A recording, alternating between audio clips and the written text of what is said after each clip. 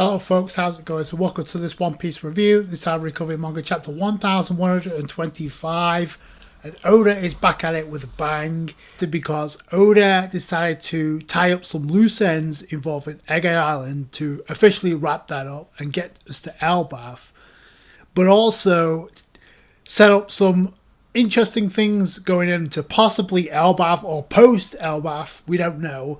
But I do like what Oda did with this chapter. And this is part of One Piece that I appreciate because now Oda has literally flipped the script involving the world government. And now we don't know what the hell's going to happen next.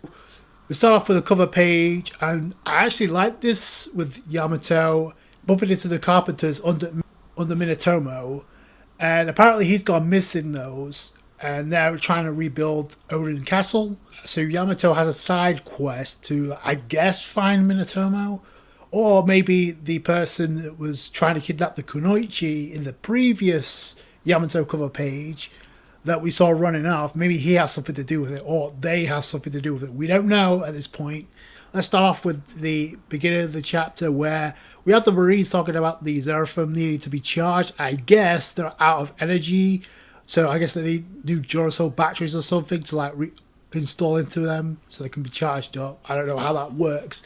Are they out of there? Because that'd be interesting because we still have the other three Zeraphim that when we saw Cross Guild, they still haven't clashed with them. So I don't know if that's when that's going to take place. If that's going to take place, if it, like I said before, it may have already taken place off screen, and that would have been hilarious if Cross Guild no diffed three of the Seraphim off screen. So and then the Marines kind of bump into Rob Lucci and Kaku, and they're asking where Stussie's at.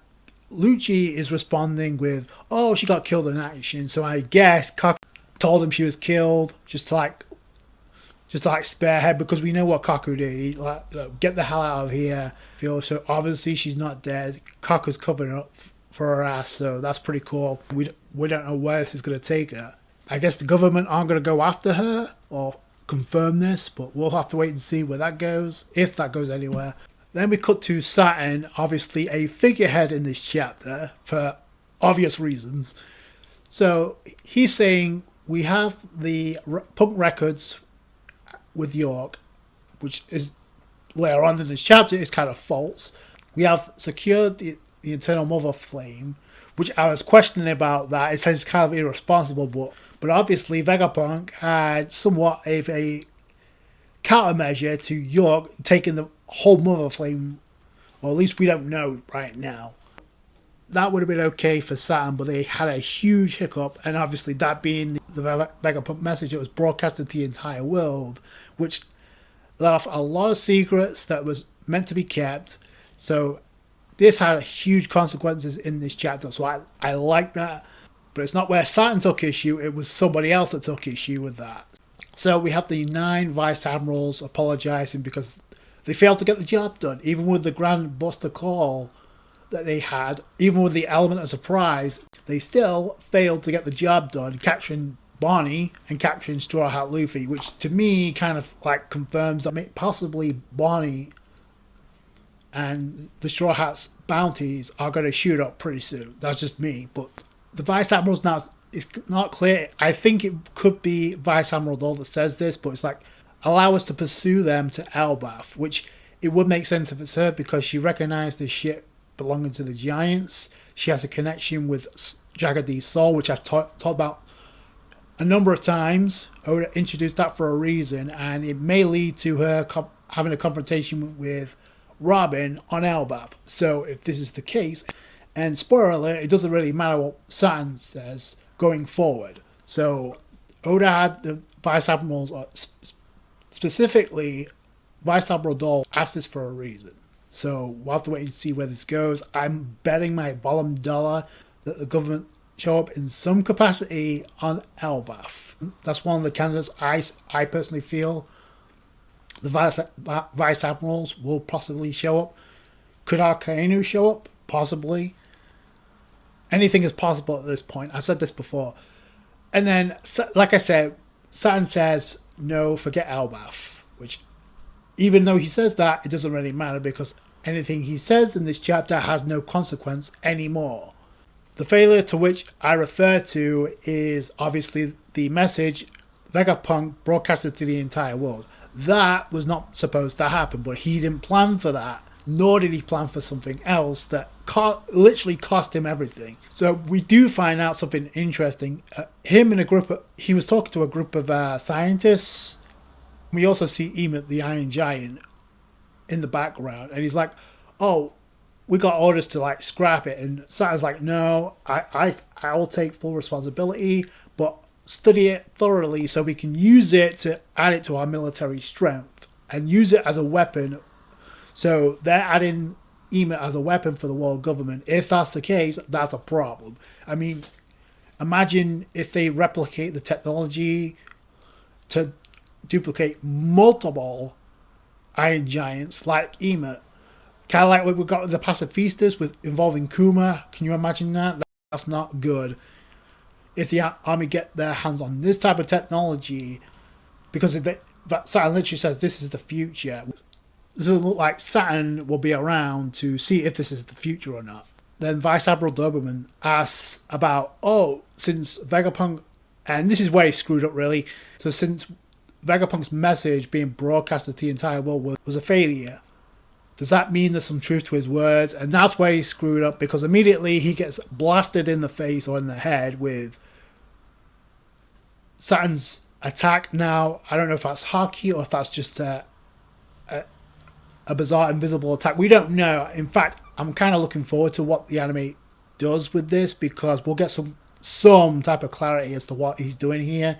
Vice Admiral Doberman is obviously taken down, though he's not. It looks like he's not killed, because he's like, we need a medic. So if he survives that, so I was about to say we're down to 8 Vice Admirals, but if he's still alive, then no, there's still 9. Whether or not he's dead, we don't know. But he obviously messed up. Then we go to York inside the lab, and we immediately see that sky clouds are engulfing inside the lab, which is like not normal. Then we find out it's Edison's doing, who's still technically alive.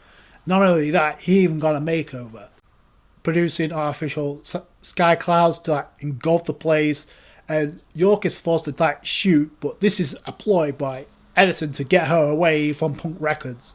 Then we go to Mary Jo. It starts off like, who cares, because we have the Celestial Dragons crying because they don't have the luxury, they don't have the top tier food anymore because they're running low on supplies thanks to the Revolutionary Army. And because you got one Celestial Dragon acting like a spoiled brat, he ordered beef, but obviously got served fish because that's all they had. So the other Celestial Dragons like freaking out too. This to me is like the biggest part of the entire chapter, because we go inside to the Room of Authority with Saint Garling pulling a Shanks. How ironic! Walking up to the Gorosei, but their response is, "What do you think you're doing here?" And then Garling pretty much responds, "No orders have been bestowed upon me." And that the Gorosei, "Oh wait, what are you talking about? You should tread lightly. You forget yourself." And then Figureland is like, "The Vegapunk known as York shall be under my watch." So York is going to be under the watch or the supervision of Garling. And at this point, he's like, "I was also named the new Defense Science Warrior God." Be crystal clear what's going on here and who is giving the order. So it's like, it looks like at this point Saturn has been replaced. He's been given the boot, and then Garling has taken his place. Which I'll get back to that because there's so many questions right now. He's taken his position as one of the 5 elders, Saint Figureland Garling, the Defense Science Warrior God. And the thing I took away from this is the other 4 elders do not look amused by this. So that's kind of interesting. Okay, is there going to be a rift within the world government? So then we see Saturn literally suffering because he's literally being killed off by Emu as this is going on, because we literally see him like being drained. You even see like black smoke emitting from his body, kind of like when the demonic ritual summoning was happening. We saw the same thing with the black smoke emitting. The same thing here with his body. So he's getting drained, and it looks like he's being mummified throughout this. The Vice Admirals are freaking out. They get sent flying because of this. But then it's crystal clear.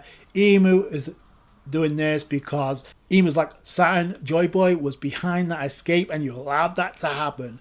Trigger his Conqueror's Hockey died and pretty much knocked out all the Vice Admirals, and pretty much like reversed the ritual summoning that Saturn performed to like get rid of the other four Gorosei back to Merajoa. So this makes total sense now as to the fact is we didn't get to see Saturn until this, and then in retrospect it doesn't really matter anymore.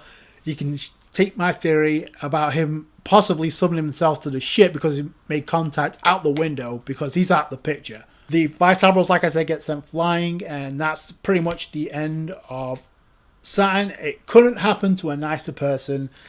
Reduced to bones, literally. But that's what happens if you screw up on Emu's watch. And even if you're a 5 Elder, you are not immune to this. So I like this. And now it's crystal clear that Emu was the one responsible for doing something with the Gorosei, and the reason why they have special abilities. This chip, I'll go back to this because it literally cuts to a comical situation involving Edison, but this will lead to a serious discussion, I'm sure, because now this is a difference maker. Back to Egghead Island, as where Edison is getting, like I said earlier, he's getting a makeover. Is looking like he's attaching the spare parts from the other Vegapunks, namely Shaka, Atlas, Pythagoras. York is no longer among them, so obviously she's not going to have spare parts attached to Edison, which is pretty cool. But it's like we got some people we can contact, so they're leaving. So it looks like they're leaving Egghead Island, and he gets into contact with Harades back on Weatheria for some reason. So I don't know if that's where he's going, but that's kind of interesting. This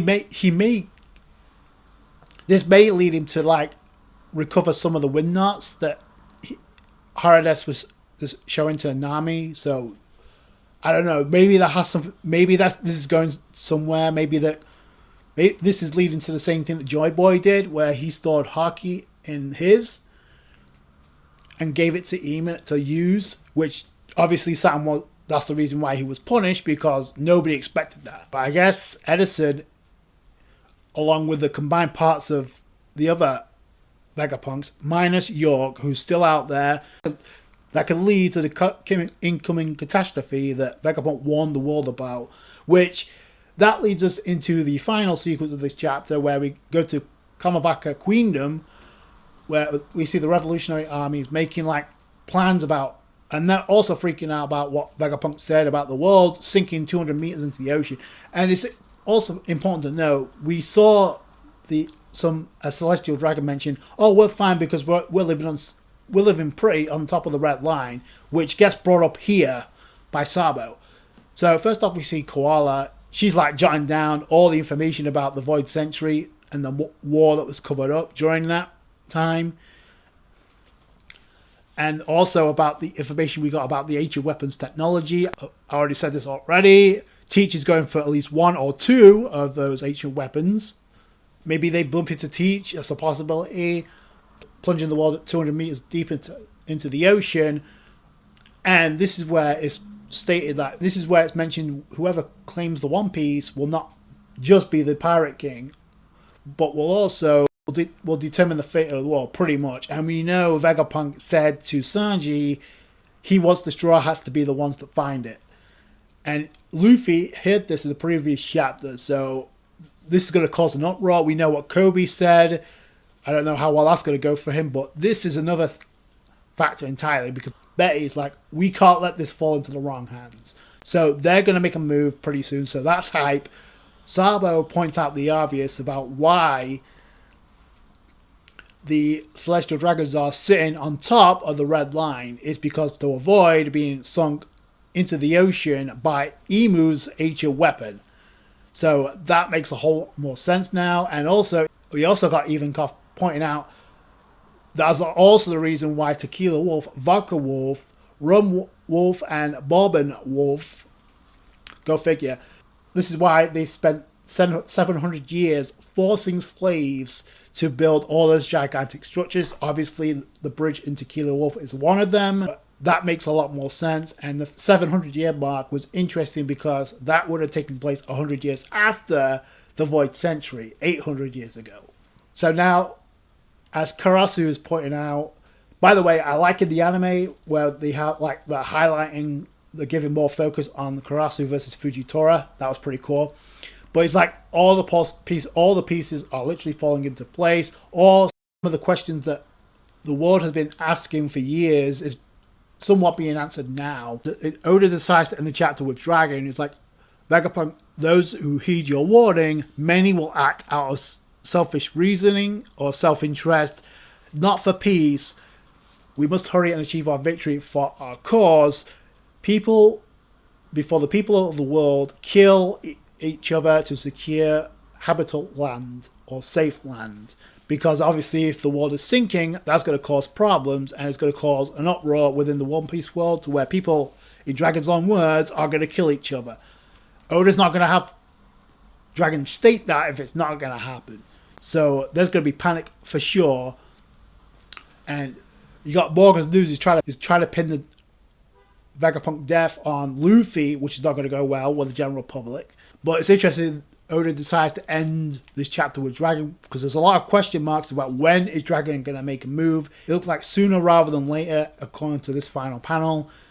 We need to achieve victory for our cause, and the fact that Dragon did not show up on Egghead when everybody expected him to speaks volumes, because whatever cause they have is much more important than Dragon's personal friendships. So that's going to be interesting when he does make a move, what he's capable of. It's been a long time in the making, much like Elbaf, and that's how the chapter ends. And it looks like we're not set on Elbaf just yet. And I said this previously in the last review. I think that's where Oda was taking this. Like he made sure that the Straw Hats were approaching Elbaf. We haven't seen them touch down yet. Included the intrigue because we have a character in silhouette awaiting them, so we don't know how that's going to go, who that's going to be. Like, Oda did this to like, okay, we need to get the Straw Hats to Elbaf on the spot, because either what happens during Elbaf is going to happen, like, because in my opinion what got set up in this chapter was a huge tunnel shift within the world government, which I did not expect. I did not expect Sand to be replaced. I expected Emu to do something eventually. Not going to let this message be broadcasted to the entire world lying down. Emu was going to do something at some point, so Emu finally pulled the plug on Saturn, and like I said before, it couldn't happen to a nicer person. This is a game changer, because now there's a huge shift within not only the world government, but also the Gorosei. Saturn's been replaced by St. Figalan Garling, which we didn't know could be the case, but now he is. The other Gorosei, if you notice, did not look pleased by this, and the way they were talking to him as he was approaching was not the way they were talking to Shanks when he approached them. Remember that? Nobody batted an eyelid, nobody said a word about Shanks. Hey, considering it's you, it's okay, you can be here. They didn't give that treatment to Figalan Garling, and we know he was a beast during his heyday, but I don't expect that to be the case anymore. I'm going to be honest, I thought we were going to get the introduction of the Holy Knights. We may get that soon, considering now the commander of the Holy Knights is literally taking the spot of Saturn, and Saturn literally got his FedEx papers by Emu. It led to his termination, literally, because Saturn's no more. This is a change that I didn't expect, but it's a much needed one, because now everything's up in air. Because I guarantee this is going to cause an uproar within the Gorosei, because if you look, like I said, at their expressions, it wasn't amusing.